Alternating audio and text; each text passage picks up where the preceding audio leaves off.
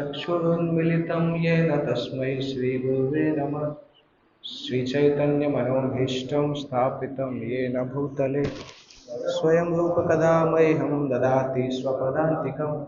वन्देऽहं श्रीगुरो श्रीयुतपदकमलं श्रीगुरुं वैष्णवांश्च श्रीरूपं साग्रजातं सहगणरघुनाथान्वितं तं सजीवं साद्वैतं सावधूतं परिजनसहितं कृष्णचैतन्यदेवं श्रीराधाकृष्णपादान् सहगणललिता श्रीविशाखान्वितंश्च नमो विष्णुपादाय कृष्णपृष्ठाय भूतले श्रीमते भक्तिवेदान्तस्वामिनिति नामिने नमस्ते सारस्वते देवे गौरवाणी प्रचारिणे निर्विशेषशून्यवादी पाश्चात्यदेशतारिणे नमो महावदन्याय कृष्णप्रेमप्रदायते कृष्णाय कृष्णचैतन्यनाम्ने गौरत्वसे नमः।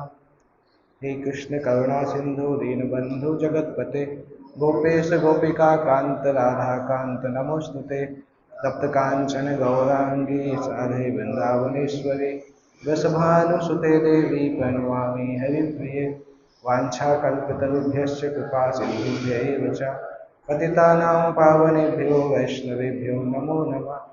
जय श्री कृष्ण चैतन्य प्रभु नित्यानंद श्री अद्वैत गदाधर शिवासादि गौर भक्तवृंद हरे कृष्ण कृष्ण कृष्ण हरे हरे हरे राम राम राम हरे हरे।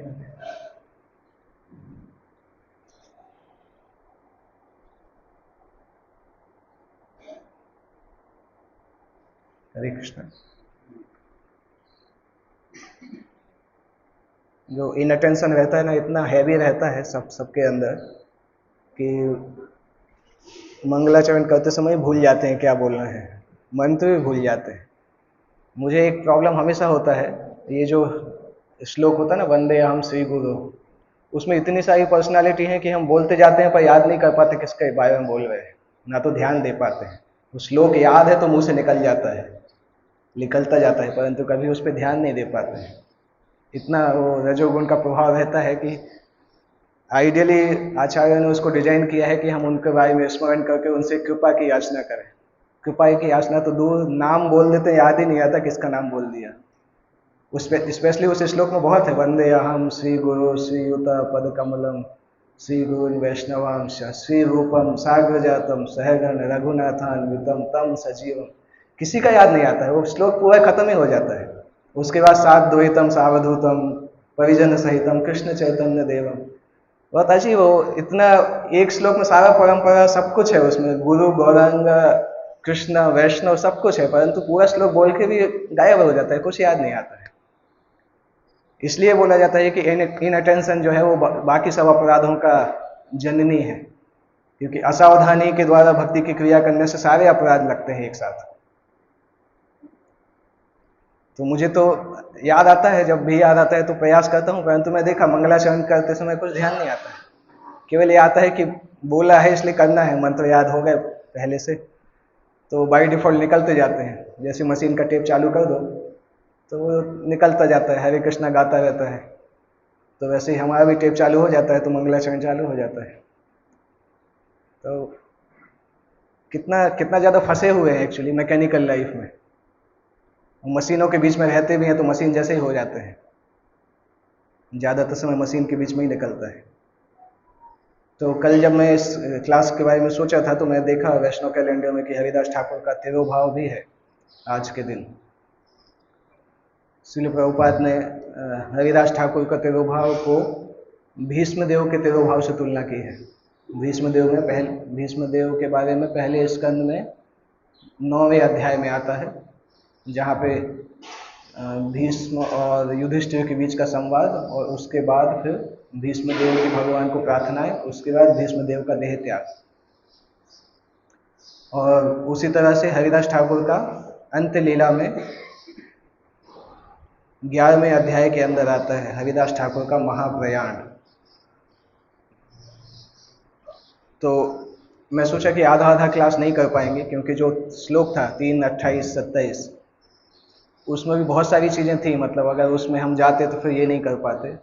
तो मैं सोचा हरिदास ठाकुर का करना ज़्यादा अच्छा है, क्योंकि वो विशेष दिन है और उस दिन के लिए हमारे पास बहुत सारा कंटेंट भी है, क्योंकि एक पूरा चैप्टर चैतन्य चरितामृत में आता है और ये अच्छा अच्छा अध्याय है। प्रभुपाद जी ने बहुत अच्छी वस्तुएं लिखी हैं इसमें। अंत लीला अध्याय 11, रविदास ठाकुर का महापुराण प्रयाण। तो बंगाली में है, बंगाली में इसके श्लोक हैं, और आप लोग तो बंगाली में एक्सपर्ट हैं ही, सभी लोग एक्सपर्ट हैं ना। अगर नहीं है तो होना चाहिए। भक्ति सिद्धांत सरस्वती ठाकुर चाहते थे कि उनके फॉलोअर्स बंगाली में एक्सपर्ट बने। अपनी अपनी मातृभाषा के अलावा कम से कम एक भाषा तो जानना चाहिए, बंगाली भाषा समझ जाए कम से कम। बोलें तो और अच्छा है, बोलेंगे तो इस्कॉन में हर जगह इज्जत होगी। अगर बंगाली जिसको आता है उसको सभी लोग इज्जत करते हैं इस्कॉन में, क्योंकि बंगाली इस्कॉन की मुख्य भाषा है। भले ही प्रभुपाद जी ने इंग्लिश में पुस्तक लिखी है, परंतु ज़्यादातर फॉलोअर्स बंगाल के हैं। प्रभुपाद जी खुद बंगाल के हैं, भक्ति सिद्धांत सरस्वती ठाकुर बंगाल से हैं, उनके पिताजी बंगाल से हैं, सभी पूरा संप्रदाय बंगाली है। केवल कृष्णा गुजराती है, बाकी पूरा संप्रदाय बंगाली है, चैतन्य महाप्रभु से लेके अभी तक सभी। क्योंकि कृष्ण की पहले की जनरेशंस गुजरात की थी और फिर वो जनरेशंस मथुरा में गई, तो मथुरा में कृष्ण का जन्म हुआ। और बाद में चूंकि उनके रिश्तेदार इस साइड रहते थे, तो फिर कृष्ण वापस द्वारका में आ गए। तो उनका जो वंश का लीनिएज है वो गुजरात से कनेक्टेड है। तो एटलीस्ट हम ये बोल सकते हैं कृष्ण गुजराती है, मतलब उनकी दिव्य स्थिति के अलावा बोल सकते हैं कि वो गुजराती हैं।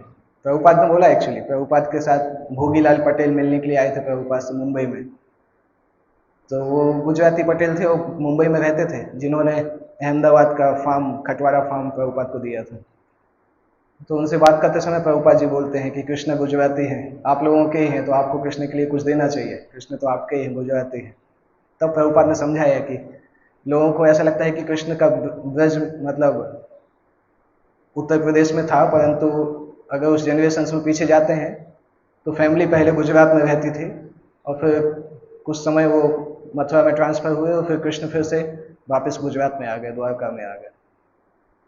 तो इस तरह से उस वंश के लीनिएज के हिसाब से कृष्ण गुजरात के व्यक्ति हैं। तो ये अध्याय हम पढ़ते हैं, लंबा अध्याय है, पर जितना भी पढ़ पाएंगे उतना है। हमारे पास 1 घंटा है लगभग, जितना पढ़ पाएंगे। जो जो आसान श्लोक हैं वो उसका मीनिंग हम उतना डिस्कस नहीं करेंगे, जब मेन कंटेंट आएगा तो डिस्कस करना चालू करेंगे। और चैतन्य चरितामृत गाने में भी अच्छा लगता है। कुछ कुछ भक्त हैं, बंगाली भक्त, जो चैतन्य चरितामृत का एक एक चैप्टर हर दिन गाते हैं, तो वो भी अच्छा लगता है। भले ही समझ में नहीं आएगा परंतु अच्छा लगेगा। उससे एक और फायदा होगा कि समझ में नहीं आएगा, अच्छा लगेगा, और माइंड साफ हो जाएगा, ये श्योर है। भले ही चैतन्य चरितामृत समझ में भी नहीं आए, तब भी मन बहुत शुद्ध हो जाएगा जब वो अंदर जाएगा। तो जय जय श्री चैतन्य जय दयामय, जय द्वैत प्रिय नित्यानंद प्रिय, जय जय श्रीनिवासेश्वर हरिदास नाथ, जय गदाधर प्रिय स्वरूप प्राणनाथ। जय जय श्री चैतन्य जय दयामय, आसान है। चैतन्य महाप्रभु जो कि दयामय है, उनकी जय हो। जय अद्वैत प्रिय नित्यानंद प्रियजन। चैतन्य महाप्रभु अद्वैत आचार्य के भी प्रिय हैं, नित्यानंद प्रभु के भी प्रिय हैं। आदि लीला में एक श्लोक आता है, एक महाप्रभु दो प्रभु जन, दो ही प्रभु सेवे महाप्रभु चरण। एक महाप्रभु है और 2 प्रभु हैं, और ये दोनों प्रभु महाप्रभु के चरणों की सेवा करते हैं। इस तरह से आदि लीला 4थे अध्याय में 7वें अध्याय में आता है। श्री राधा गोविंद के विषय। इसके बाद जय श्रीनिवास ईश्वर, श्रीनिवास ठाकुर के ईश्वर की जय हो। ये श्रीनिवास ठाकुर श्रीनिवास आचार्य नहीं है, ये श्रीनिवास ठाकुर हैं, जिनको श्रीनिवास ठाकुर भी बोलते थे।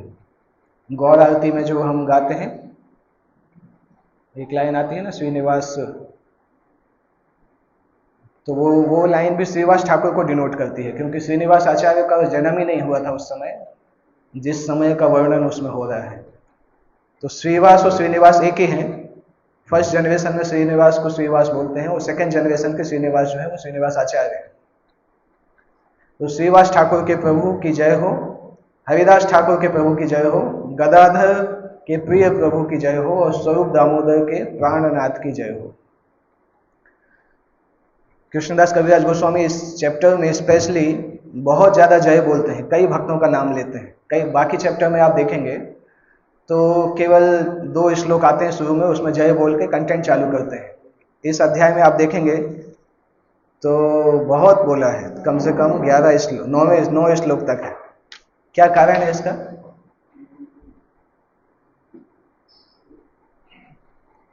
कोई कारण बता सकते हैं? इतना जय जय क्यों बोले इस श्लोक में? श्री भक्ति विनोद ठाकुर बताते हैं कि भगवान का गुणगान करते समय गुरु परंपरा से व्यक्ति गुणगान कर सकता है, गुरु परंपरा का आश्रय लेने से, परंतु भगवान के शुद्ध भक्त का आश्रय लेने के लिए संसार के बाकी शुद्ध भक्तों का भी आशीर्वाद की आवश्यकता पड़ती है। इसलिए इंटेंशनली कृष्णदास कविराज गोस्वामी और ज्यादा वैष्णवों को याद कर रहे हैं कि अभी हरिदास ठाकुर के चरित्र को बताने की शक्ति मेरे पास नहीं है, इसलिए इसमें ज्यादा लंबा लिखा है, अलग अलग भक्तों का नाम लिखा है। अगले श्लोक में आता है, जय काशी प्रिय जगदानंद प्राणेश्वर, जय रूप सनातन रघुनाथीश्वर, जय गौर देह कृष्ण स्वयं भगवान, कृपा करी देह प्रभु निज पद दान। काशी प्रिय, काशी मिश्र चैतन्य महाप्रभु के बहुत प्रिय हैं। काशी मिश्र जगन्नाथपुरी के उनके भक्त हैं। और जगदानंद प्राणेश्वर, जगदानंद पंडित मतलब जो कि सत्यभामा देवी के अवतार हैं, जगदानंद पंडित या सत्यभामा देवी उनके अवतार हैं, दोनों बोल सकते हैं। जय रूप सनातन रघुनाथीश्वर, रूप सनातन रघुनाथ दास गोस्वामी के प्रभु की जय हो। जय गौर देह कृष्ण स्वयं भगवान, चैतन्य महाप्रभु के दिव्य स्वरूप की जय हो। कृपा करिए देहो प्रभु निज पद दान, कृपा करके अपने चरण कमलों में मुझे स्थान प्रदान करिए। जय नित्यानंद चंद्र, जय चैतन्य प्राण, तुम्हार चरणाविंदे भक्ति देह प्राण। जय जय द्वैत चंद्र चैतन्य आर्य, स्वचरणे भक्ति देह जय द्वैताचार्य। जय गौर भक्त कर्ण गौर जार प्राण, सब भक्त मिले मोरे भक्ति देहो दान। जय रूप सनातन जीव रघुनाथ, रघुनाथ गोपाल क्षय मोरनाथ। नित्यानंद प्रभु की जय हो। नित्यानंद चंद्र जय चैतन्य प्राण, नित्यानंद प्रभु जो कि चैतन्य महाप्रभु के प्राण है, उनकी जय हो। आपके चरण कमलों में मेरा निवेदन है कि आप मुझे अपने चरण कमलों की भक्ति में लगाएं। अद्वैत आचार्य की जय हो, जिन्हें चैतन्य महाप्रभु उनकी आयु और आदर्शशीलता के कारण श्रेष्ठ मानते हैं। चैतन्य महाप्रभु के सारे भक्तों की जय हो, क्योंकि महाप्रभु उनके जीवन और प्राण हैं। कृपया आप सभी मुझे भक्ति का दान दें। रूप गोस्वामी, सनातन गोस्वामी, जीव गोस्वामी, रघुनाथ दास गोस्वामी, रघुनाथ भट्ट गोस्वामी, गोपाल भट्ट गोस्वामी, इन सभी गोस्वामियों की जय हो। ये सभी मेरे स्वामी हैं। इन सबके प्रसाद के कारण, इन सबके कृपा के कारण मैं चैतन्य महाप्रभु की लीलाओं को बता पा रहा हूँ। ये सब प्रसाद लिखी चैतन्य लीला गुण, जय छे ताई छे लिखी करी आपन पावन। यही मत महाप्रभु नीला चले वास, संगे भक्त गण लोहिया कीर्तन विलास। इन सबके आशीर्वाद से मैं चैतन्य महाप्रभु की कृपा को लिख रहा हूँ। जैसे कैसे करके लिख रहा हूँ, क्योंकि अपनी शुद्धता के लिए मैं लिख रहा हूँ। चैतन्य चरितामृत बहुत वृद्धावस्था में उन्होंने स्टार्ट की थी। एक श्लोक आता है अंत्य लीला, मध्य लीला में आता है, जहाँ पे वो बोलते हैं मुझे पता ही नहीं चल रहा है कि मेरी कलम चलती जा रही है, क्या लिख रहा हूँ कुछ समझ में नहीं आ रहा है, क्योंकि आंखों से दिखाई देना भी कम हो गया है। तो 90 साल की उम्र में स्टार्ट किया था लिखना। और ये उनके नोट्स हैं जो कि कृष्णदास कविराज गोस्वामी ने रघुनाथ दास गोस्वामी की क्लासेस में सुना था। रघुनाथ दास गोस्वामी हर दिन 3 घंटे राधा कुंड पे क्लास करते थे चैतन्य महाप्रभु की लीलाओं के बारे में। वो उनको सेवा दी गई थी, क्योंकि चैतन्य महाप्रभु की अंत्य लीलाओं को उनसे अच्छा कोई नहीं जानता था, तो उनको सेवा दी गई थी। तो वो बोलते थे और कृष्णदास कविराज गोस्वामी उस क्लास में बैठते थे, अच्छे से नोट्स बनाते थे, इसलिए इतनी अच्छी किताब आ गई। इसलिए हम जब क्लास में बैठते हैं तो नोट्स बनाना चाहिए।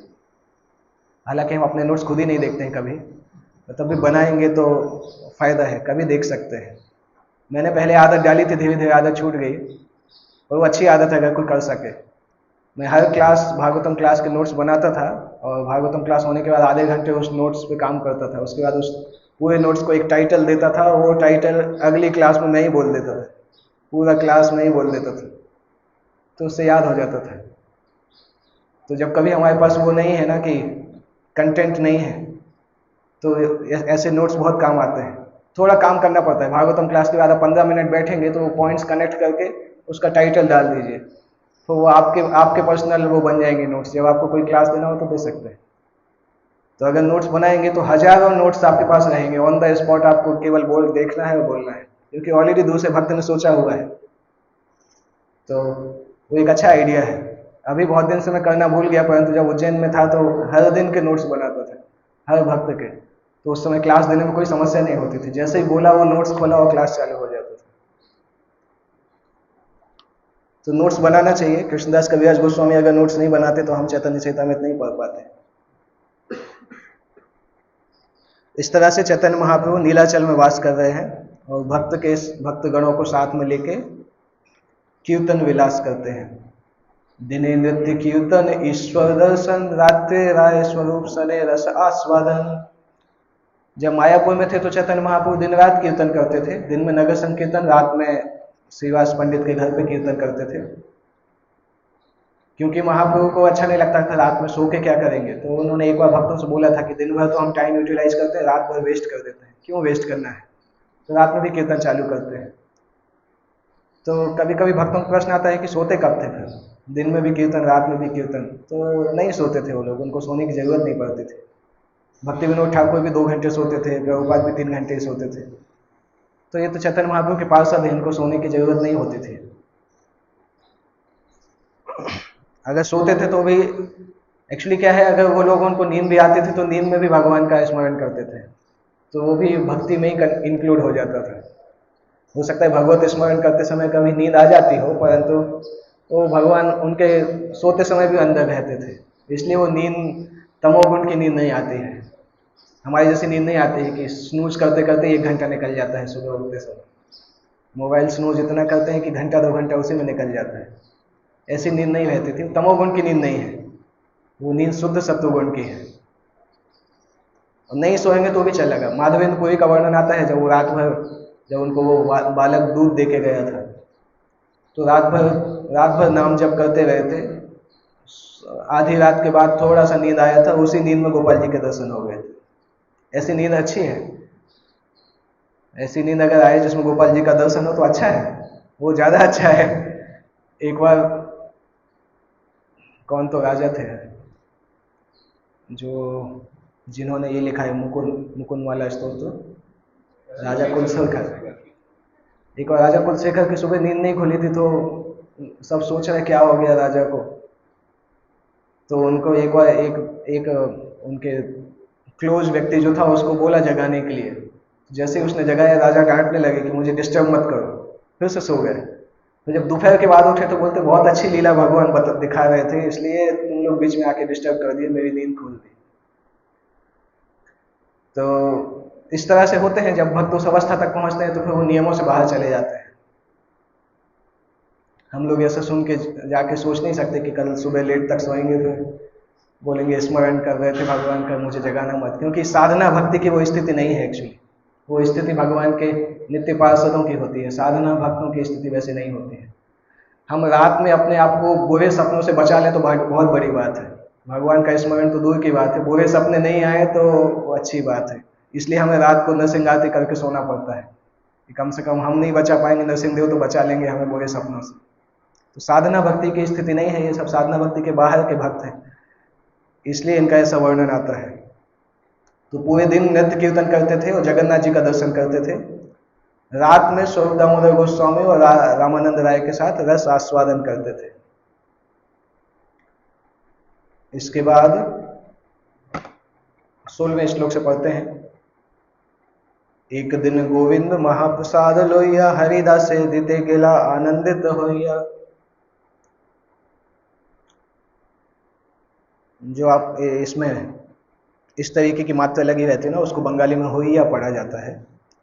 जब हम कभी कभी इंग्लिश में उसको लिखा रहता है, हम समझ नहीं पाते क्या पढ़ना है। एक दिन चैतन्य महाप्रभु के निजी सेवक गोविंद जगन्नाथ जी का महाप्रसाद लेके हरिदास ठाकुर को देने के लिए जाते हैं। हरिदास ठाकुर को देने आनंदित होकर जाते हैं। देखे हरिदास ठाकुर को रिया छे शयन, मंद मंद करीते छे संख्या संकीर्तन। गोविंद कहे उठो आसी करह भोजन, हरिदास कहे आजे करिमु लंघन।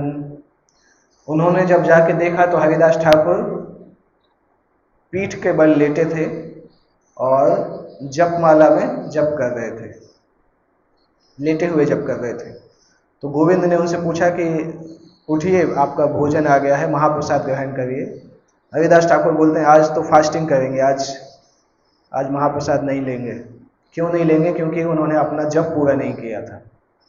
संख्या कीर्तन पूरे ना ही केमते खाई वो, महाप्रसाद आनी अछ केमते उपेक्षी वो। मैंने अभी अपना जप पूर्ण नहीं किया है तो कैसे खा सकता हूँ, और आप महाप्रसाद सामने लाए हो तो मना भी कैसे कर सकता हूँ। दोनों दुविधा की बात है।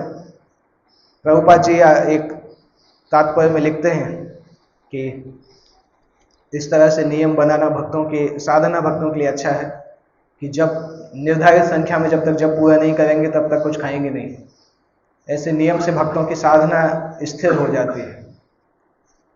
तो ये अच्छा है नियम। अगर हमें तकलीफ हो रही है कि हम सुबह पूरी माला नहीं कर पाते हैं, कम से कम कुछ तो नियम बनाए कि 12 माला करेंगे उसके बाद कुछ खाएंगे, या 14 माला करेंगे उसके बाद कुछ खाएंगे, तो एटलीस्ट उतनी माला हो जाएगी हमारी। क्योंकि सुबह के समय जो माला होती है उसकी क्वालिटी सबसे अच्छी होती है। उसके बाद की जो माला होती है उसकी क्वालिटी उतनी अच्छी नहीं होती है। और रात की जो माला होती है उसका कोई क्वालिटी नहीं होता है, क्योंकि वो मोबाइल माला होती है। एक हाथ में मोबाइल होता है, दूसरे हाथ में माला होती है। और हमने खुद भी देखा है, क्योंकि जब मैंने माला चालू की थी तो मेरा टाइम स्लॉट ही ये था, रात में 12 बजे से लेकर 2 बजे तक माला करते थे और 2 बजे सोते थे। तो मैं देखा है कैसे माला करते थे, घिसट घिसट के कैसे भी खत्म करते थे। कभी सो जाते थे तो ब्रजेंद्र कृष्ण को जगाते थे, अरे एक माला बची उठ जाओ। और कभी वो सो जाते थे तो मैं उनको जगाता था।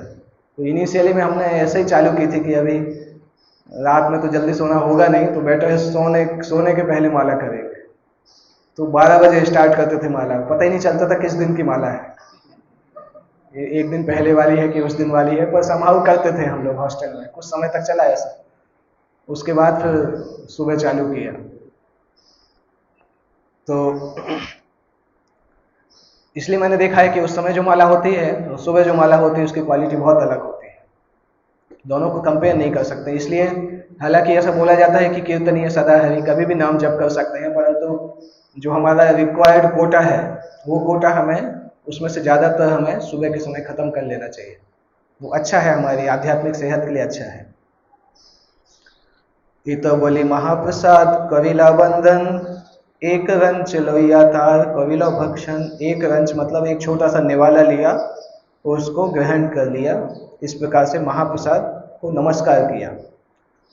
प्रभुपाद जी तात्पर्य में लिख रहे हैं कि महाप्रसाद को हम, यहाँ पे लिखा है कविला वंदन, महाप्रसाद करते समय, ग्रहण करते समय सामान्य भोजन नहीं मानना चाहिए। प्रसाद का अर्थ है कृपा, महाप्रसाद को कृष्ण की कृपा समझना चाहिए। इससे एक और चीज आती है, जब महाप्रसाद सामने आता है तो सामान्यतः उसमें डिमांड नहीं करना चाहिए कि मुझे इसमें से ये वाला सब्जी अच्छा लगता है ये दे दीजिए, या ये गुलाब जामुन अच्छा लगता है ये दे दीजिए। स्पेशली जब भगवान के विग्रह को भोग लगा जो महाप्रसाद आता है उसमें कोई डिमांड नहीं करना चाहिए, क्योंकि वो सभी समान होता है। इसलिए कई मंदिरों में मैंने देखा उसको मिक्स करके ही देते हैं, जिससे कोई डिमांड कर ही नहीं पाए कि क्या चाहिए। क्योंकि प्रसाद का मतलब ही होता है कोई ऐसी चीज मिलना जो हमारी, मतलब हम उस लायक नहीं परंतु मिल रहा है। कृपा का मतलब यही होता है ना। ग्रेस, ग्रेस को क्या बोलते हैं? जब कोई एग्जाम में ग्रेस मार्क से पास होता है उसका क्या मतलब होता है? श्री राधा गोविंद श्री सच्ची सुखी जय श्री प्रभुपाद की। परीक्षा में जब कोई ग्रेस से पास होता है तो वो टीचर की कृपा होती है ना। उसको 33 नंबर भी नहीं मिल रहे थे, 25-28 मिल रहे थे, 5-6 नंबर का कृपा टीचर ने किया, इसलिए ग्रेस मार्क से पास हुआ। दैट मीन्स ग्रेस मिला मतलब हम उसके लिए योग्य नहीं है परंतु किसी ने दिया है। तो महाप्रसाद मतलब महाकृपा, तो हम उसके योग्य नहीं है इसलिए मिल रहा है। और जब हम किसी चीज के योग्य नहीं है और वो चीज हमारे सामने आती है तो क्या डिमांड कर सकते हैं कि नहीं नहीं मुझे ये नहीं चाहिए ये चाहिए? जो मिलेगा वो लेना पड़ेगा, क्योंकि हम उस एनीवे हम उसके योग्य नहीं है, वो कृपा के कारण ही आ रहा है। तो इतना कंडीशनिंग नहीं होना चाहिए कि कृपा के समय भी हम डिमांड करें कि ये वाली कृपा चाहिए ये नहीं चाहिए। इतना कंडीशनिंग नहीं रखना चाहिए। हो सकता है कभी कभी कुछ भोजन में रिस्ट्रिक्शन हो कि ये चीज़ नहीं खा सकते हैं तो बता सकते हैं, परंतु जीभ के टेस्ट के लिए नहीं करना चाहिए कि महाप्रसाद में से मुझे ये नहीं चाहिए है, ये चाहिए है, ये मत देना। कभी कभी थाली में डाल देते हैं तो नाराज हो जाते हैं, कैसे दिया तुमने, करेला कैसे दे दिया। करेला भी महाप्रसाद है, गुलाब जामुन भी महाप्रसाद है, सब कुछ महाप्रसाद है। तो वो सब कुछ भगवान की कृपा का रूप है, इसलिए उसमें चॉइसेस नहीं होती।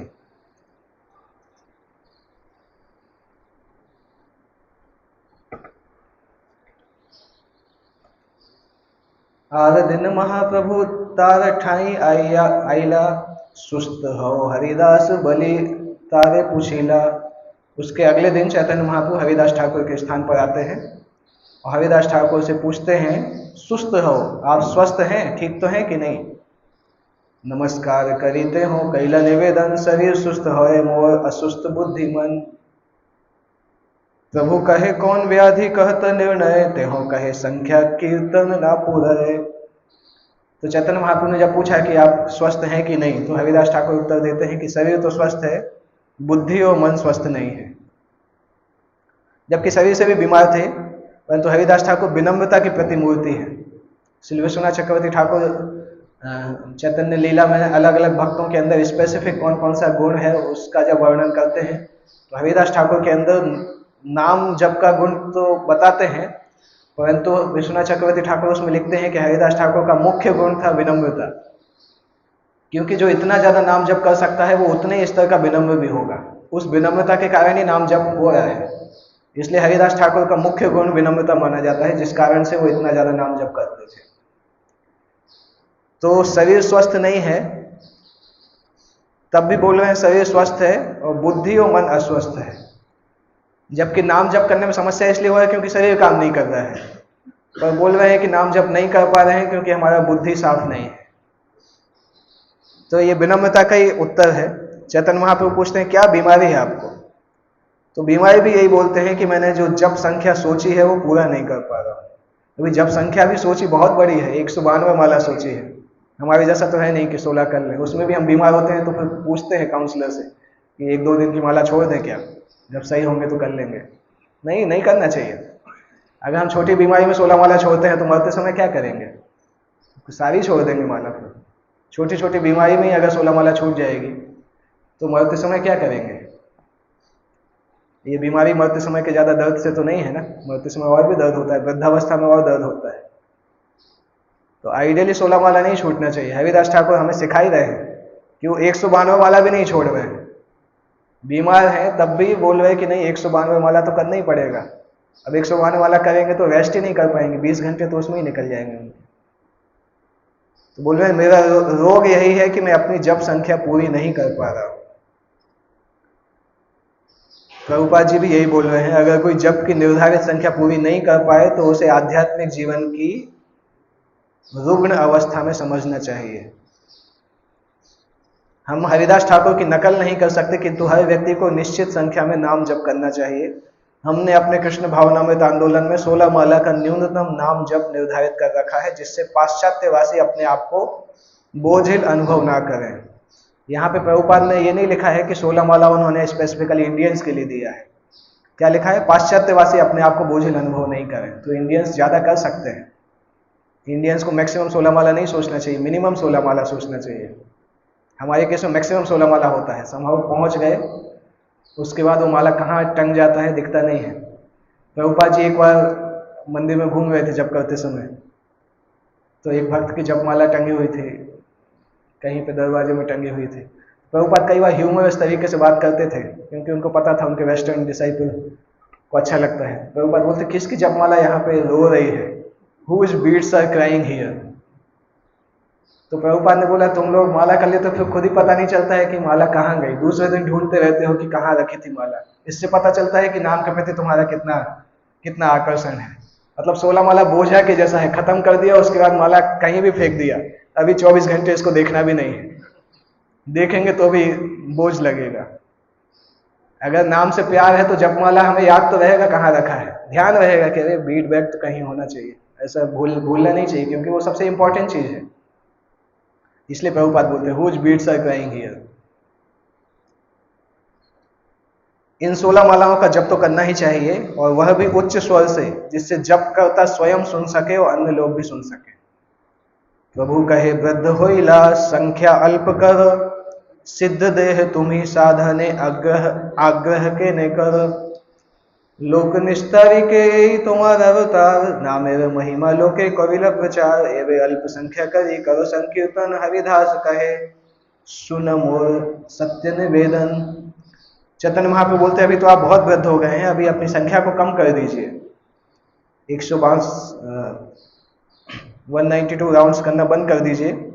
सिद्ध देह तुम्ही साधने आग्रह के ने कहे। आपकी तो देह सिद्ध हो चुकी है, आध्यात्मिक देह हो चुकी है, तो अभी आपको साधनों को कठोरता से पालन करने की आवश्यकता नहीं है। मुक्त अवस्था में व्यक्ति अपने साधना के नियमों को कम कर सकता है, उसके लिए कोई प्रॉब्लम नहीं है। परंतु इंस्टीट्यूशन में जब व्यक्ति मुक्त अवस्था में भी पहुंचता है तब भी वो नियमों को कठोरता से पालन करता है। उसका कारण है क्योंकि दूसरे लोग नियमों के पालन से सीखते हैं। जैसे प्रभुपाद मुक्त अवस्था में थे, परंतु प्रभुपाद तब भी साधना के नियमों का पालन करते थे, क्योंकि प्रभुपाद जानते थे नहीं करेंगे तो शिष्य लोग भी नहीं करेंगे।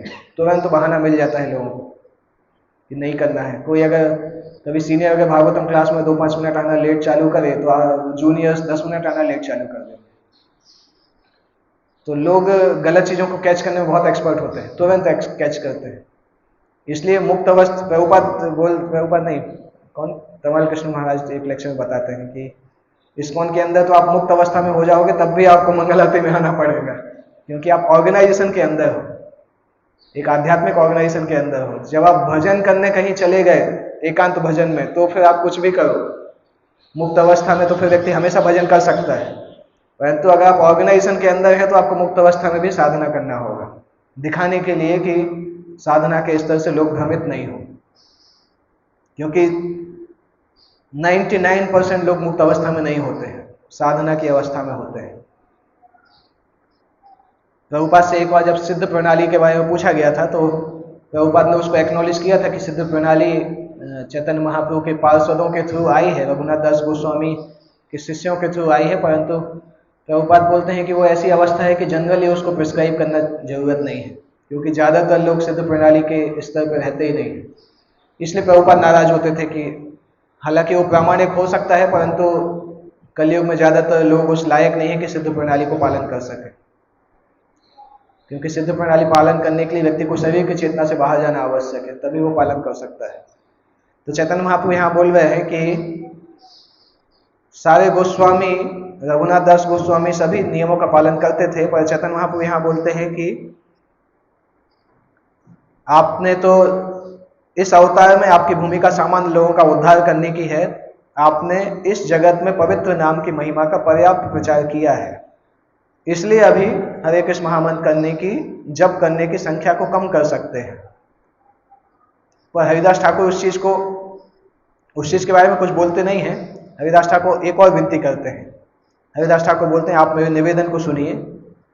हीन जाति जन्म मोर निंद कलेवर, हीन कर्म रत मोरे अधम पामर। अदृश्य अस्पृश्य मोरे अंगीकार कैला, रव हाइते कारी मोरे वैकुंठे चढ़ाइला। स्वतंत्र ईश्वर तुम्ही हाओ इच्छामय, जगत नाचाओ जारे जाई छे इच्छा होए।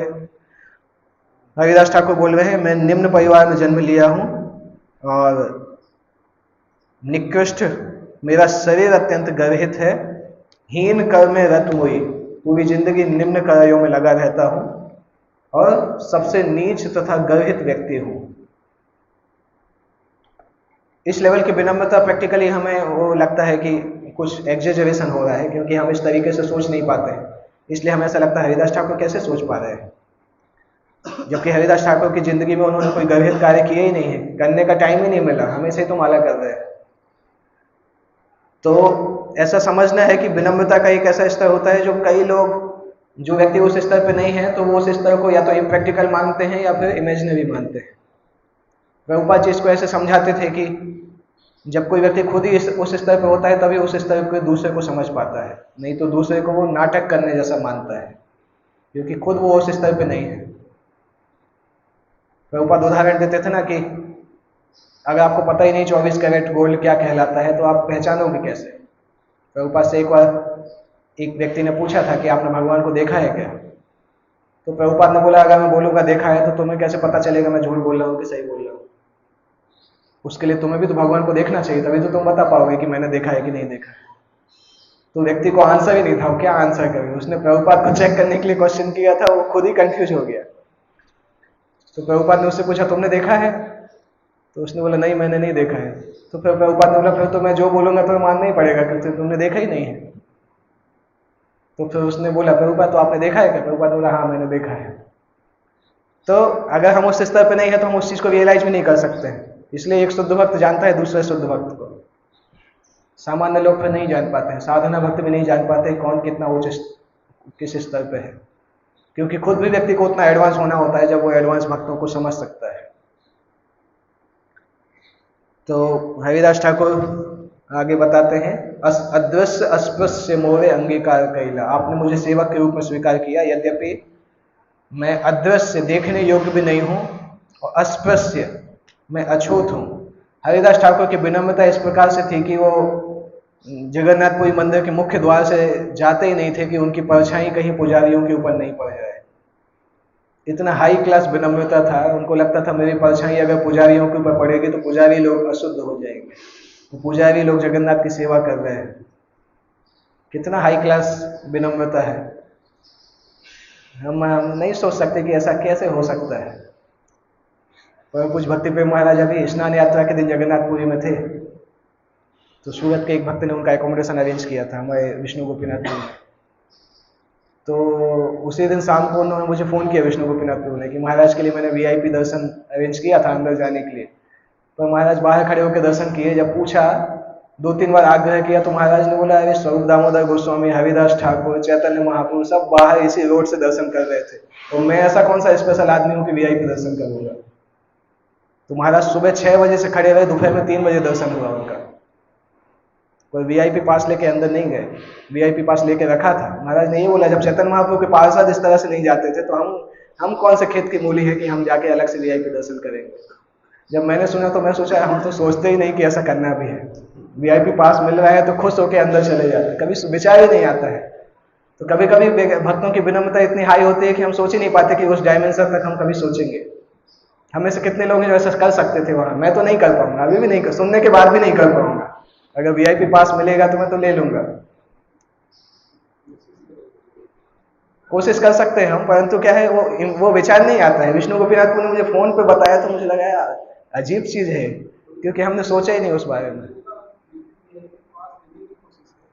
अच्छा तो इस तरह से जो बहुत विनम्र होते हैं ना, उनको समझना मुश्किल होता है कि कैसे भगवान उनको गाइड कर रहे हैं, क्या विचार उनके मन में आते हैं। जब तक हम उस स्थिति में नहीं आएंगे तब तक नहीं समझ सकते। एक सुन के हम सोच सकते हैं कि ये सिद्धांत इतने ऊंचे हैं कि हमें वहां पे पहुंचना है, परंतु जब तक नहीं पहुंचेंगे तब तक हम समझ नहीं पाएंगे कि कैसे ऐसे विचार जनरेट होते हैं माइंड में। और आगे हरिदास ठाकुर बताते हैं कि आप स्वतंत्र ईश्वर हैं, नहीं, यद्यपि मैं अदृश्य अस्पृश्य हूं परंतु आपने मुझे स्वीकार किया और नारकीय स्थिति से उद्धार करके आपने वैकुंठ के पद तक पहुंचाया है। आप पूर्णतः स्वतंत्र ईश्वर हैं, आप अपनी स्वतंत्र इच्छा से कार्य करते हैं, अपनी इच्छा अनुसार सारे जगत को नचाते हैं तथा काम में लगाते हैं। अनेक नचाइला मोरे प्रसाद को रिया, विप्र श्राद्ध पात्र खाइनु बलिच्छ होइया, एक वांछा होय मोर बहुदिन होइते, लीला संवरिबे तुम्हें लय मोर चित्ते, सही लीला प्रभु मोरे कभू न देखाइवा, अपना आगे मोर शरीर पाड़ीवा। हरिदास ठाकुर अभी अपनी इच्छा बता रहे हैं कि आपने मुझे जो भी बोला, जिस प्रकार से आपने चाहा कि मैं नचाऊं उस प्रकार से मैं नाचा, और आपने मुझे उदाहरणार्थ मुझे श्राद्ध पात्र दिलाया जो कि उत्तम ब्राह्मण को दिया जाता है। मैंने उसमें भोजन किया, यद्यपि मेरा जन्म मांसाहारियों के कुल में हुआ था। श्री अद्वैत आचार्य ने इस प्रकार से श्राद्ध पात्र हरिदास ठाकुर को दिया था जो कि ब्राह्मणों को दिया जाता है। और अद्वैत आचार्य ने बोला था कि हरिदास ठाकुर से बड़ा ब्राह्मण कोई नहीं है। हरिदास ठाकुर ने श्राद्ध स्वीकार किया था, उसके कारण लोग अद्वैत आचार्य से नाराज हो गए थे, ब्राह्मण लोग, और अद्वैत आचार्य को ब्राह्मण समाज से निकालने वाले थे। तो हरिदास ठाकुर ने अद्वैत आचार्य से बोला कि नहीं, मेरे कारण आप परेशान मत होइए, मैं इस गांव से चला जाता हूँ। और हरिदास ठाकुर उस गांव से गए तो उस गांव की अग्नि साथ में चली गई। अग्नि अग्नि पहले माचिस नहीं होती थी ना, लोग लकड़ी जला के रखते थे, जब काम हो जाता था तो उसके ऊपर राख से ढक देते थे और अगले अगले दिन जब भी जरूरत होती तो राख हटा के अग्नि जलाते थे। तो हरिदास ठाकुर गांव से निकले, अग्नि खत्म हो गई गांव में। लोग जला रहे हैं, जल ही नहीं रहा है, कुछ भी करें अग्नि नहीं जल रही है। दूसरे गांव से लेके आए, इस गांव की बाउंड्री में आए, अग्नि खत्म। तो ना तो कुकिंग बंद हो गई, सब बंद हो गया, लाइट बंद हो गई, सब कुछ।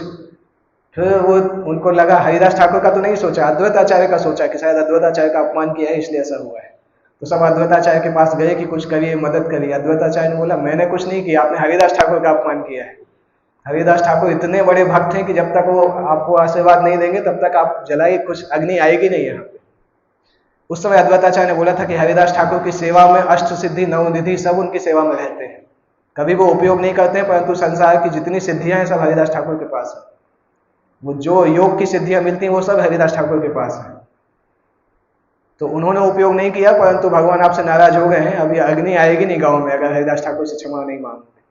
तब वो ब्राह्मण लोग हरिदास ठाकुर के पास जाकर उनसे क्षमा मांगते हैं, उनको वापस लेके आते हैं। जब वो गांव में वापस आते हैं तब अग्नि गांव में वापस आती है। तो वो वर्णन यहाँ पे हरिदास ठाकुर बता रहे हैं और बताते हैं, एक इच्छा है मेरे पास, मेरे मन में बहुत दिन से ये इच्छा है कि मुझे ऐसा लग रहा है कि आप अपनी लीला खत्म करने वाले हैं, परंतु मैं आपकी लीला का अंतिम अध्याय देखना नहीं चाहता हूँ। मैं नहीं देखना चाहता हूँ कि आपको संसार से जाते हुए मैं देखूं, क्योंकि मैं उसको सहन नहीं कर पाऊंगा। इसलिए मेरी इच्छा है कि आपके रहते रहते मेरी मृत्यु हो जाए, आपके जाने के पहले मैं अपना शरीर छोड़ दूं। हृदय धरिमु तुम्हार कमल चरण, नयने देखिमु तुम्हार शांत भजन, जिह्वाय उच्चारिमु तुम्हार कृष्ण चैतन्य नाम, यही मत मोर इच्छा छाड़िमु पुराण, मोर यही इच्छा यदि तुम्हारे प्रसादे होए, यही निवेदन मोर कर दयामय। इस तरह से अभी इच्छा करते हैं कि मैं अपने शरीर छोड़ना चाहता हूँ, अपने हृदय को आपके कमल चरण कमलों में, आपके चरण कमलों को अपने हृदय में धारण करना चाहता हूँ और आपके चंद्रमा के जैसे मुखमंडल का दर्शन करके अपना शरीर छोड़ना चाहता हूँ और अपनी जीभ से कृष्ण चैतन्य का नाम उच्चारण करना चाहता हूँ। ये मेरी इच्छा है, ऐसा करते मैं प्राण छोड़ता हूँ। हरिदास ठाकुर ने जिंदगी भर हरे कृष्ण महामंत्र किया, मरते समय कृष्ण चैतन्य नाम स्मरण किया, पूरी जिंदगी हरे कृष्ण महामंत्र किया, पर लास्ट में बोल रहे हैं कि मैं आपका कृष्ण चैतन्य नाम स्मरण करके शरीर छोड़ना चाहता हूँ।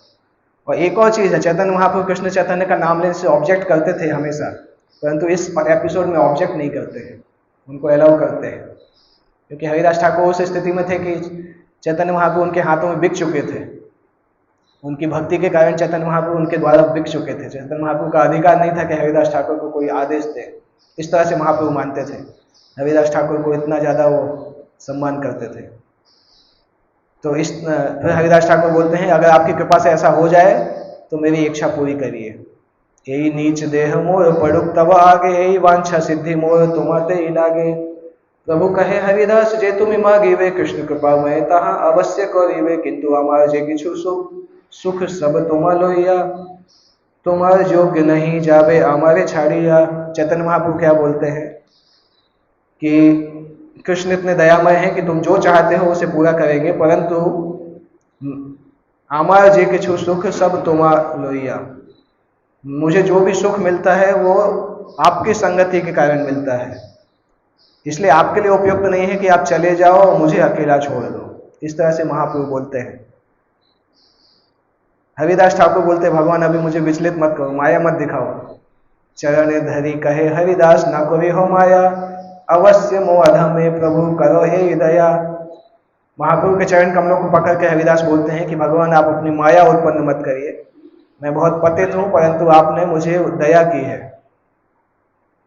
और मोर शिरोमणि कत कत महाशय, तुम्हारी लीलाए सहाय कोटि भक्त होय। आमा हेन यदि एक कीट मरी गेला, एक पिपीलिका मैले पृथ्वी कहाँ हानि होइला। भकत वत्सल प्रभु तुम्हें मोई भक्ता भास, अवश्य पुरावे प्रभु मोर ए आस। तो हरिदास ठाकुर क्या बोलते हैं कि ऐसे अनेक सम्मानित और करोड़ों भक्त हैं जो मेरे सिर पर बैठने योग्य हैं, और वो सभी आपकी लीला में है, तो मेरी आवश्यकता क्या है। आमा है न यदि एक कीट मरी गेला, अगर मेरे जैसा कोई कीड़ा मर भी जाएगा तो उससे कोई फर्क पड़ने वाला नहीं है। उसी तरह से फर्क नहीं पड़ेगा जैसे अगर कोई चींटी मर जाती है तो धरती को कोई फर्क नहीं पड़ता है। एक चींटी मर जाती है तो धरती पर कोई लॉस नहीं होता है। इसी तरह से मैं मर जाऊंगा, उससे कुछ फर्क नहीं पड़ेगा। हजारों करोड़ों भक्त हैं जो कि आपकी लीला के लिए है, और चूंकि आप भक्तों के प्रति स्नेह रखने वाले हैं, और मैं भक्त आभास हूँ, मैं भक्त नहीं हूँ, भक्त आभास हूँ, फिर भी मैं चाहता हूँ कि आप मेरी इच्छा पूरी करिए। मध्यान्ह करिते प्रभु चलिला आपने, ईश्वर देखिया काली दिव्यन दर्शने।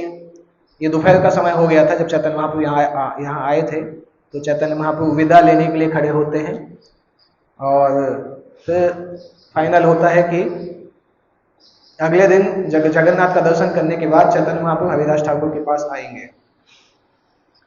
तबे महाप्रभु तारे करी आलिंगन, मध्यान्ह करिते समुद्र करिला गमन। प्रातः काले ईश्वर देखी सब भक्त लोहिया, हरिदासे देखिते आइला शीघ्र करिया। हरिदास आगे आसी दिलो दर्शन, हरिदास वंदिला प्रभु प्रभु वैष्णव चरण। तो दूसरे दिन, उस दिन तो हरिदास चैतन्य महाप्रभु समुद्र हरिदास को आलिंगन करके समुद्र में स्नान करने चले गए। दूसरे दिन सुबह आके महाप्रभु अपने भक्तों के साथ आए हैं। पहले दिन अकेले आए थे, दूसरे दिन चूंकि हरिदास ठाकुर संसार से जाने वाले हैं तो अपने सब भक्तों को लेके आते हैं, तेजी से हरिदास ठाकुर का दर्शन करने आते हैं। और हरिदास को आके चैतन्य महाप्रभु, अन्य भक्त हरिदास के समक्ष आते हैं, और हरिदास ठाकुर ने चैतन्य महाप्रभु तथा समस्त वैष्णवों के चरण कमलों में नमस्कार करते हैं। प्रभु कहे हरिदास कहो समाचार, हरिदास कहे प्रभु जे कृपा तुम्हार। अंगे आरंभिला प्रभु महासंकीर्तन, वक्रेश्वर पंडित तहा करे न नर्तन। स्वरूप गोसाई आदि जत प्रभुगण, हरिदास बेड़ी करे नाम संकीर्तन। आके चैतन्य महाप्रभु पूछते हैं हरिदास ठाकुर बताइए क्या समाचार है। हरिदास ठाकुर बोलते हैं आपकी जो कृपा है, जो भी है आपकी कृपा आप करिए उस तरह से। तो चैतन्य महाप्रभु उस आंगन में संकीर्तन प्रारंभ करते हैं, और बकरेश्वर पंडित जो कि तुंग विद्या गोपी के अवतार हैं, वो नृत्य कीर्तन करते हैं। बकरेश्वर पंडित प्रसिद्ध थे नृत्य के लिए। और स्वरूप गोस्वामी चैतन्य महाप्रभु के सारे भक्त हरिदास ठाकुर को घेर लेते हैं और कृष्ण संकीर्तन प्रारंभ करते हैं। रामानंद सार्वभौम सवार अग्रते, हरिदास गुण प्रभु लागिला कहिते। हरिदास गुण कहिते प्रभु हरिला पंचमुख, कहिते कहिते प्रभु बाढ़े महासुख। सबके सामने चैतन्य महाप्रभु, रामानंद राय सार्वभौम के सामने चैतन्य महाप्रभु हरिदास ठाकुर के गुणों का वर्णन करने लगे। और गुणों का वर्णन करते समय ऐसा लगा जैसे चैतन्य महाप्रभु के 5 मुख हो गए हो। जितना वर्णन करते थे उतना चैतन्य महाप्रभु का सुख बढ़ता जाता था। लिटरली 5 मुख नहीं हुए थे, इसमें लिखा है ऐसा लग रहा है जैसे 5 मुख, मतलब इस तरीके से वर्णन कर रहे हैं कि लगातार और बहुत बोलते जा रहे हैं। तो वैष्णव का एप्रिसिएशन करना बहुत आवश्यक है हृदय से। बाहर से फ्लैटरी तो बहुत लोग करते हैं, क्योंकि जब हमें किसी वैष्णव से कुछ काम कराना होता है तो वैष्णव बहुत एडवांस बन जाता है हमारे लिए, और फिर जब काम हो जाता है तो फिर उसकी गलतियां देखने लगते हैं, तो उससे कोई फायदा नहीं होता है। कुछ भक्त रहते हैं इस प्रकार से, वो जब आपको एप्रिशिएट करते हैं तो पता ही चलता है कि ये नवनीत लेपनम कर रहे हैं, बटरिंग कर रहे हैं। वो देखने से पता चल जाता है, सभी लोग स्मार्ट होते हैं। पर उस एप्रिसिएशन से कोई इतना फायदा नहीं होता है, क्योंकि स्वार्थ भरा एप्रिसिएशन है। जो वैष्णव का जो एप्रिसिएशन है वो हृदय से जब आता है तब शुद्धि मिलता है। अगर हृदय से नहीं आता है तो अशुद्ध हो जाता है, क्योंकि उसमें स्वार्थ भरा हुआ है। ऐसे तो संसार में जब हमें किसी से काम होता है तो वैसे भी हम अच्छे से ही बोलते हैं। कोई मंत्री के पास भी जाते हैं तो अच्छे से ही बोलते हैं, जैसे वो महान आदमी हो। बाहर ऑफिस से निकलते साथ गाली देने लगते हैं। तो अगर वही टेंडेंसी वैष्णव को ग्लोरीफाई करने में करते हैं तो उससे कुछ ज़्यादा शुद्धि नहीं मिलती है। हो सकता है कोई आपका वीडियो सोशल मीडिया पे डालेगा तो फेमस हो जाएगा कि प्रभु जी कितना अच्छा ग्लोरिफिकेशन करते हैं, परंतु अंदर से कुछ शुद्धि नहीं मिलेगी।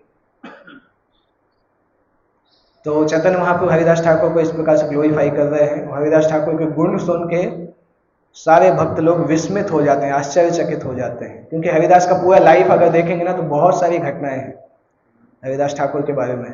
चैतन्य भागवत में भी उनका एक पूरा चैप्टर है हरिदास ठाकुर की लाइफ के बारे में। हरिदासेर गुणे सवार विस्मित होय मन, सर्व भक्त वंदे हरिदासेर चरण। हरिदास निजाग्रते प्रभु वे वसाइला, निज नेत्र दुई भृंग मुख पद में दिला। स्वहृदय आनी धरिल प्रभुर चरण, सर्व भक्त पद रेणु मस्तक भूषण। श्री कृष्ण चैतन्य शब्द बलेन बार बार, प्रभु मुख माधुरी पिए नेत्र जलधार। तो हरिदास ठाकुर को चैतन्य महाप्रभु ने अपने सामने बिठाया और हरिदास ठाकुर ने अपने दोनों नेत्र महाप्रभु के मुखमंडल पर टिका दिए, चरण कमलों को अपने हृदय पर धारण किया और सारे भक्तों के चरणों की धूलि लेकर अपने मस्तक पर लगाया।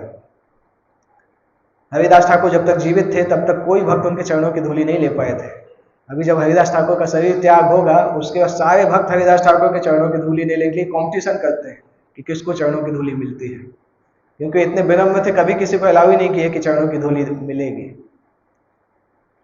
तो हरिदास ठाकुर सभी भक्तों के चरणों की धूलि लेकर अपने मस्तक पर लगाते हैं और बार बार श्री कृष्ण चैतन्य के नाम को बोलते हैं और प्रभु मुख माधुरी पिए, चैतन्य महाप्रभु के मुख की मधुरता का पान करते हैं और आंखों से लगातार अश्रुधारा बहती है। श्री कृष्ण चैतन्य शब्द कविते उच्चारण नामे सहित प्राण कैल उत्क्रामण। इस प्रकार से चैतन्य महाप्रभु का नाम उच्चारण करते करते उन्होंने प्राण त्याग दिए और अपना शरीर छोड़ दिया। महायोगेश्वर प्राय देखी स्वच्छंदे मरण, भीष्म निर्याण सभा हरिल स्मरण।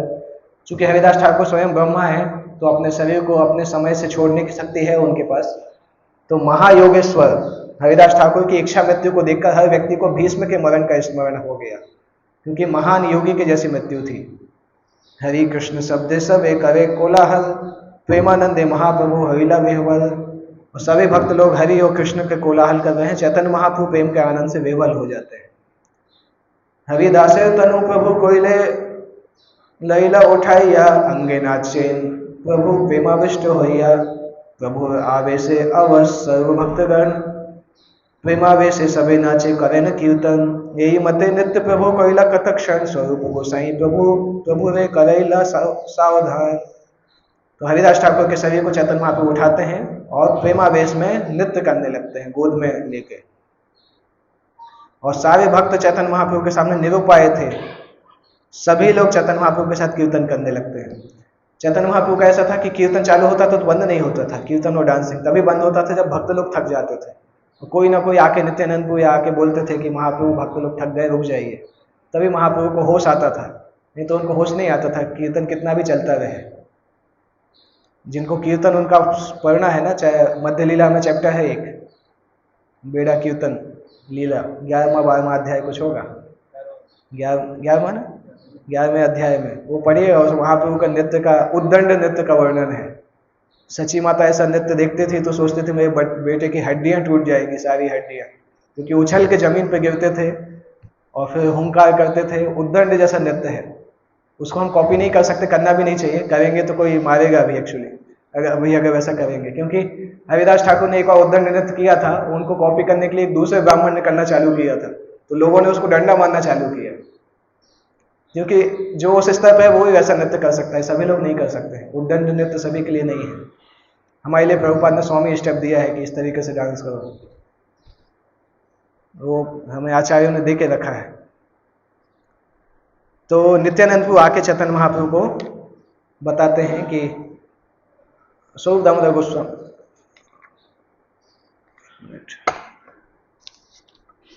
स्वरूप दामोदर गोस्वामी आके चैतन्य महाप्रभु को हरिदास ठाकुर के शरीर के लिए बाकी क्रियाओं के बारे में बताते हैं। हरिदास ठाकुर तबे विमाने चढ़ाइया, समुद्र लोहिया गेला तबे कीर्तन को दिया। आगे महाप्रभु चले नृत्य कविते कविते, पाछे नृत्य करे बक्रेश्वर भक्तगण साथे। हरिदास समुद्र जले स्नान कराइला, प्रभु कहे समुद्र ए महातीर्थ होइला।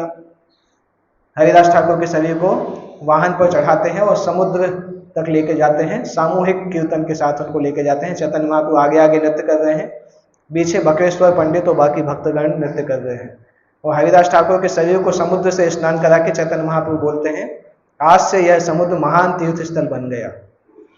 इसलिए गौड़ी वैष्णव जब भी जाते हैं जगन्नाथपुरी में तो समुद्र में स्नान करना आवश्यक है वहाँ पे, क्योंकि जगन्नाथपुरी का समुद्र विशेष समुद्र है। चैतन्य महाप्रभु ने उस समुद्र को महातीर्थ स्थल जैसा बोला है। हरिदास पादोदक पिए भक्तगण, हरिदास अंगे दिलो प्रसाद चंदन। अभी देखिए हरिदास के चरणों के स्पर्श के जल को हर भक्त पी रहे हैं, क्योंकि हरिदास ठाकुर रोकने के लिए नहीं है, इसलिए मौका मिला है सबको। हरिदास के चरणों का स्पर्श करते हुए जो जल आ रहा है उसको सब पी रहे हैं, और जगन्नाथ जी का चंदन प्रसाद को हरिदास ठाकुर के शरीर पे लगाते हैं। डोर कड़ा प्रसाद वस्त्र अंगे दिला, बालूकार गर्त करी ताहे सोयाइला। वहीं बालू में गड्ढा खोद के हरिदास ठाकुर का शरीर रखते हैं। जगन्नाथ का प्रसाद रेशमी रस्सियां, चंदन, लेप, भोजन, वस्त्र उनके शरीर के ऊपर रखा जाता है। चारी दिके भक्तगण करेन कीर्तन, बक्रेश्वर पंडित करेन आनंदे नर्तन। हरि बोल भले गौर राय, अपनी श्री हस्ते बालू दिल तार गाय। तारे बालू दिया ऊपरे पिंडा बांधाइला, 14 के पिंड महा आवरण कैला। जब उनको समाधि दे रहे हैं तो चारों दिशाओं में भक्त लोग कीर्तन कर रहे हैं, बक्रेश्वर पंडित नृत्य कर रहे हैं, और चैतन्य महाप्रभु हरि बोल जोर से बोलते हुए कीर्तन करते हैं, और अपने खुद के हाथ से उस शरीर को बालू से ढक देते हैं। बालू से ढककर उस स्थान पर एक चबूतरा बनाते हैं, उस चबूतरे को चारों ओर से 4 दीवारी के द्वारा सुरक्षित करते हैं। ताहा वेड़ी प्रभु कैला, कीर्तन नर्तन हरि ध्वनि कोलाइले भविला भुवन। तबे महाप्रभु सब भक्तगण संगे, समुद्र कविला स्नान जल के लिए रंगे। कुछ देर नृत्य करने के बाद हरिदास चैतन्य महाप्रभु इस प्रकार से नृत्य करते हैं कि सारा ब्रह्मांड उस शब्द से भर जाता है। उसके बाद भक्तों के साथ समुद्र में तैरकर जल क्रीड़ा करते हैं। हरिदास प्रदक्षिणा करे आइला सिंह द्वारे, हरि कीर्तन कोलाहल सकल नगरे। सिंह द्वारे आसे प्रभु पसारी ठाड़ी, आचल पातिया प्रसाद मांगिला तथाई। हरिदास ठाकुरे महोत्सव तरे, प्रसाद मांगिए भिक्षा देहता अमरे। चैतन्य महाप्रभु को जब प्रसाद की जरूरत पड़ती थी तो राजा प्रताप रुद्र के जो लोग थे ना, उनको 100 200 मटके आ जाते थे, परंतु यहाँ पे चैतन्य महाप्रभु किसी से मांग नहीं रहे। समाधि की प्रदक्षिणा करके सिंह द्वार पे आके नगर संकीर्तन करते हैं, फिर वहाँ पे दुकानदारों के सामने वस्त्र फैला के भिक्षा मांगते हैं कि आज मुझे हरिदास ठाकुर के लिए महोत्सव करना है, हरिदास ठाकुर के देह अवसान के लिए महोत्सव करना है, इसलिए मुझे भिक्षा प्रदान करिए। सुनिया पसारी सब चारंगा उठाइया, प्रसाद दिते आसे तारा आनंदित होइया। स्वरूप गोसाई पसारी के निषेधिला, चारंगा लोइया पसारी पसारे वसीला। सब दुकानदार बड़ी बड़ी टोकरियों में प्रसाद लेके आते हैं, चैतन्य महाप्रभु को देने लगते हैं। और स्वरूप दामोदर ने दुकानदारों को रोका और वो अपने दुकानदारों में लौटकर अपनी अपनी टोकरी लेकर बैठ गए। स्वरूप गोसाई प्रभु रे घर पठाइला, चारी वैष्णव चारी पिछाड़ा संगे राखीला। स्वरूप गोसाई कहे लेन सब पसारी रे, एक एक द्रव्य एक एक पुंजा देह मोरे। उनको पता था अगर सबको अलाउ कर देंगे तो इतना प्रसाद आ जाएगा कि खत्म नहीं कर पाएंगे, इसलिए महाप्रभु को एक्चुअली सेक्रेटरी का काम बहुत इंपॉर्टेंट होता है। इतने एडवांस डिवोटी के साथ जो सेक्रेटरी रहते हैं ना, उसको बहुत मैच्योरली काम करना पड़ता है हर समय, इसलिए सामान्यतः सेक्रेटरी बनना कठिन होता है। प्रभुपाद के जो सेक्रेटरी होते थे 6 महीने में रिटायर हो जाते थे, प्रभुपाद को मैनेज नहीं कर पाते थे। तो स्वरूप दामोदर गोस्वामी चैतन्य महाप्रभु को घर वापस पहुंचाते हैं और अपने साथ 4 वैष्णव और 4 बोझा ढोने वाले नौकरों को रखते हैं। फिर बोलते हैं कि एक एक हर टोकरी में से 4-4 अंजुलि प्रसाद दे दो, 4-4 मुट्ठी दे दो, पूरी टोकरी नहीं चाहिए, 4-4 अंजुलि प्रसाद दो, क्योंकि उनको पता था इतने लोग हैं देने वाले कि 4-4 अंजुलि से बहुत सारा हो जाएगा। ऐसे कई प्रसाद इकट्ठा करते हैं और पोटलियों में बांध के 4 नौकरों के सिर पर रख के भेज देते हैं। वाणीनाथ पटनायक प्रसाद आनीला, काशी मिश्र अनेक प्रसाद पठाईला। इसके अलावा वाणीनाथ पटनायक जो कि रामानंद राय के पिता हैं, वो भी प्रसाद लेके आते हैं। काशी मिश्र भी बहुत प्रसाद भेजते हैं। सारे चैतन्य महाप्रभु सारे भक्तों को पंक्तियों में बिठाते हैं और 4 अन्य व्यक्तियों के साथ प्रसाद का वितरण करते हैं। क्योंकि चैतन्य महाप्रभु फीस्ट कर रहे थे तो चैतन्य महाप्रभु खुद ही प्रसाद सर्विस भी करते हैं। महाप्रभु श्री हस्ते अल्पना आई से, एक एक पाते पंच जनार भक्ष परिवेशे। चैतन्य महाप्रभु जब प्रसाद देते थे ना तो उनको कम प्रसाद देने का अभ्यास नहीं था, तो हर पत्तल में इतना प्रसाद रख रहे थे कि 5 लोग खा सकते थे। अब भगवान जब देते हैं तो छप्पर फाड़ के देते हैं, इसी को बोला जाता है, देते हैं तो छप्पर फाड़ के देते हैं। इतना देते थे कि 5 लोगों के बराबर प्रसाद एक पत्तल में रखा रहता था। तो स्वरूप दामोदर गोस्वामी जब बोलते हैं, जब देखते हैं कि महाप्रभु इतना प्रसाद दे रहे हैं, तो महाप्रभु को मना नहीं करते हैं प्रसाद देने के लिए। उनको इनडायरेक्टली बोलते हैं कि भगवान आप बैठिए, मैं प्रसाद देख लूंगा, मैं हैंडल कर लूंगा। क्योंकि उनको पता था महाप्रभु एक्चुअली भावावेश में है, तो प्रसाद देते समय उनको वो नहीं, परंतु जो भक्त लेंगे उनको मुश्किल होने वाला है, क्योंकि सभी इस तरीके से नहीं है कि 5 भक्तों का प्रसाद ले सके। तो उन्होंने सोचा कि भाव के साथ साथ ऑर्गेनाइजेशन भी आवश्यकता है। कभी कभी जब हम बहुत ज़्यादा भाव में रहते हैं तो हम स्पॉन्टेनियस हो जाते हैं, तो कोई दूसरे की जरूरत पड़ती है हमें भाव से नीचे लाने के लिए कि आप प्रभु जी भाव की स्टेज से नीचे आइए, क्योंकि ऑर्गेनाइजेशन की जरूरत पड़ती है और इंटेलिजेंस की भी जरूरत पड़ती है चीज़ों को सिस्टमेटिक तरीके से करने के लिए। कभी कभी हमारे मंदिर में भी फेस्टिवल्स होते हैं तो कुछ कुछ भक्त भाव में आ जाते हैं, उसका क्या फल होता है कि प्रसाद कम पड़ जाता है। हमारे मंदिर में एक बार हुआ था, गुलाब जामुन हमने बनाया थोड़ा 50 तो ज़्यादा बनाया था, परंतु बांटने वाले एकदम भाव में आ गए। किसी ने 2 गुलाब जामुन बोले, उसको 2 दिए, 4 बोले 4 दे दिए, आधा प्रसाद हुआ और गुलाब जामुन खत्म हो गया। तो मैं जाके पूछा प्रभु एकाएक भाव में कैसे आ गए, आपको पता नहीं था इसका काउंटिंग करना है? तो उन्होंने बोला प्रभु जी नहीं, मेरी क्या गलती। एक्चुअली में गलती भी नहीं मानते हैं, बोलते प्रभु जी मैं तो भक्तों के लिए अच्छा सोच रहा था। मैं बोला ठीक है अच्छा सोच रहे थे, परंतु आधे भक्तों का अच्छा सोचा, बाकी भक्त लोग नाराज हो गए। तो यहाँ पे ऐसा नहीं है, ये तो मैं जस्ट लेसन बता रहा हूँ। महाप्रभु ऐसा नहीं, महाप्रभु जानते थे, पर 2 कारण थे जिस कारण से महाप्रभु को उन्होंने बोला स्वरूप दामोदर गोस्वामी ने, कि एक तो ये कारण था कि महाप्रभु इतने वरिष्ठ हैं और सामान्यतः वरिष्ठ भक्त के पहले जूनियर भक्तों को सेवा करना चाहिए, तो उन्होंने बोला महाप्रभु आप बैठिए, हम लोग प्रसाद सर्विस करेंगे। और दूसरा ये भी कारण था कि महाप्रभु प्रेम के आवेश में भक्तों को ज़्यादा प्रसाद दे सकते थे, परंतु वैसे में प्रसाद कई बार कोई भक्त नहीं लेते हैं तो प्रसाद का वो भी होता है, वेस्टेज भी हो सकता है। इस कारण से वो बोलते हैं कि भगवान आप बैठिए और आप बैठ के देखिए और हम लोग प्रसाद वितरण करते हैं। ऑब्वियसली प्रभुपाद भी इस तरह से पसंद करते थे, प्रभुपाद बैठते थे और बताते थे किसको प्रसाद कहाँ पे कम हो गया आप वहाँ पे दीजिए, और बाकी लोग प्रसाद सर्विस करते थे। स्वरूप जगदानंद काशीश्वर शंकर 4 जन परिवेशन करे निरंतर। 4 लोग प्रसाद वितरण कर रहे हैं, स्वरूप दामोदर, जगदानंद, काशीश्वर और शंकर पंडित। प्रभु ना खाइले के ह ना करे भोजन, प्रभु रे से दिने काशी मिश्र निमंत्रण। भक्त लोग प्रसाद वितरण हो गया परंतु प्रसाद ग्रहण नहीं कर रहे क्योंकि महाप्रभु प्रसाद नहीं ले रहे। तो काशी मिश्र ने महाप्रभु को निमंत्रण दिया था, इसलिए महाप्रभु नहीं ले रहे थे। तो फिर काशी मिश्र वहीं आते हैं और चैतन्य महाप्रभु को प्रसाद खिलाते हैं, फिर बाकी सब लोग चैतन्य महाप्रभु के बाद में प्रसाद लेते हैं। वे भारतीय संगे प्रभु भिक्षा कैला सकल वैष्णव तबे भोजन करीला। परमानंद पुरी ब्रह्मानंद भारती के साथ भोजन करते हैं, जब वो खाते हैं तो सारे वैष्णव खाते हैं। हर एक ने जी भर के भोजन किया क्योंकि श्री चैतन्य महाप्रभु परोसने वालों को बोल रहे थे कि और दो और दो। तो हमारी संस्था में भी ऐसा है कि ज़्यादा परोसा जाता है, कई बार बहुत सारे भक्त लोग प्रसाद फेंकते हैं उसके कारण। तो दोनों का बैलेंस होना चाहिए, किस लिमिट तक प्रेम है, किस लिमिट के बाद वो पनिशमेंट बन जाता है। एक लिमिट तक वो प्रेम लगता है, उसके बाद वो दंड लगने लगता है, क्योंकि किसी को लिमिट से ज़्यादा खिलाओ तो वो भी परेशान हो जाता है।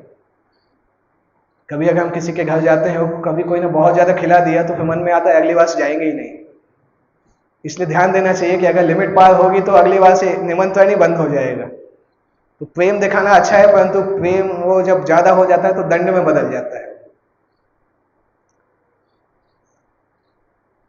और एक लिमिट आती है जब हम भक्त के हाव भाव से समझ सकते हैं कि उसको नहीं चाहिए है। जब किसी को चाहिए होता है ना तो अलग तरीके से बोलता है, मुझे क्या जरूरत थी, मुझे तो नहीं चाहिए, थोड़ा बहुत हाथ लगाता है, उसके बाद हटाता भी रहता है बीच बीच में, तो पता चलता है कि अभी ले सकता है। और जब उसको नहीं लेना है तो वो इस तरीके से करेगा कि अब दे नहीं पाओगे, वो खुद ही थाली के ऊपर चढ़ जाएगा। तो भक्त के हाव भाव से पता चल जाता है कि क्या चाहिए है। भक्त लोग बहुत वो होते हैं, एक्सप्रेसिव होते हैं, बता देते हैं। तो उसी लिमिट तक सर्विस करना चाहिए। और भोजन करने के बाद सभी भक्तों ने जब प्रसाद ले लिया, हाथ और मुंह धो चुके, तो चैतन्य महाप्रभु ने सबको फूल माला दिया और चंदन के लेप से अलंकृत किया। और प्रेम के आवेश में आकर चैतन्य महाप्रभु ने सारे भक्तों को आशीर्वाद दिया। अभी चैतन्य यहाँ पे हम एंड कर सकते हैं क्योंकि चैप्टर तो आगे है, चलता रहेगा। और यहाँ पे चैतन्य महाप्रभु एक चीज बोलते हैं, ये हरिदास विजयोत्सव जे कैला दर्शन, जे यहाँ नृत्य कैला, जे कैला कीर्तन, जे तारे बालुका दिते कविल गमन, तार मध्य महोत्सवे जे कैला भोजन, अचिरे होई बेता सवार कृष्ण प्राप्ति, हरिदास दर्शने होय ऐछे शक्ति। चैतन्य महाप्रभु क्या बोल रहे हैं? हरिदास ठाकुर का ये जो विजयोत्सव है, जिसने इसको दर्शन किया है, जिसने नृत्य किया है, जिसने कीर्तन किया है, जिसने उनके समाधि को बालू मिट्टी डाली है, और जो उस रैली में, मतलब रैली क्या, रैली नहीं क्या बोलते हैं, सामूहिक नृत्य में जो गए थे साथ में, और जिसने इस महोत्सव में भोजन किया है, उन सभी को बहुत जल्दी कृष्ण की प्राप्ति हो जाएगी। हरिदास ठाकुर के दर्शन में इतनी शक्ति है कि वो सभी बहुत जल्दी कृष्ण की प्राप्ति करेंगे। कृष्ण ने मुझ पर कृपा करके हरिदास ठाकुर की संगति मुझे प्रदान की, और स्वतंत्र इच्छा के होने के कारण कृष्ण ने वो संगति अब मुझसे छुड़ा ली है। जब हरिदास ठाकुर ने ये भौतिक जगत छोड़ना चाहा तो उन्हें रोक पाना मेरी शक्ति के बाहर था, क्योंकि हरिदास ठाकुर केवल अपनी इच्छा से अपना प्राण छोड़कर उसी तरह चले गए जिस तरह पूर्व काल में भीष्म ने अपना देह त्याग किया था। हरिदास ठाकुर इस पृथ्वी के मुकुटमणि थे, उनके बिना अब यह जगत उस मूल्यवान रत्न से शून्य हो गया है। इसके बाद चैतन्य महाप्रभु जय जय जय हरिदास बोल के नृत्य करते हैं, कीर्तन करते हैं, और सारे भक्त लोग चैतन्य महाप्रभु के साथ कीर्तन करते हैं। उसके बाद सब भक्तों को विदा करते हैं और फिर विश्राम करने चले जाते हैं। ओके, 9 बज गया। आगे अगर कुछ बचा हो, कुछ श्लोक बचे होंगे, ज़्यादा नहीं बचे होंगे, कंप्लीट कर सकते हैं। ओके, किसी को कोई प्रश्न अगर पूछना है तो पूछ सकते हैं। चैतन्य चरितामृत क्लास रेगुलर ऐसा होता नहीं है, इसलिए मैं सोचा इसमें से पढ़ना अच्छा है। और ज़्यादातर भक्त लोग भागवतम इतना लंबा है कि उसमें रहते हैं तो चैतन्य चरितामृत तक पहुँचते भी नहीं है।